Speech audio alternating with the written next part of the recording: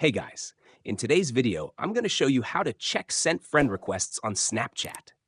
If you want to see the list of all the people you've sent a friend request to, here's how to find them. 1. Open the Snapchat app and tap on your profile icon in the top left corner. 2.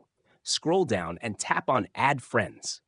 3. Tap the three dots in the top right corner and select Recent Added by Me. Here, you'll see all the people you've sent friend requests to. Some people may have accepted your request, while others might still have it as pending. To check the status, 1. Go to the person's profile. If you can't see their Snap score or other details, they haven't accepted your request yet. 2. If you want to cancel the friend request, tap the three dots at the top right corner, select Manage Friendship, and click Remove Friend to cancel it. If you can see their Snap score and other info, that means they've accepted your friend request. If this video was helpful, don't forget to like and subscribe for more amazing content.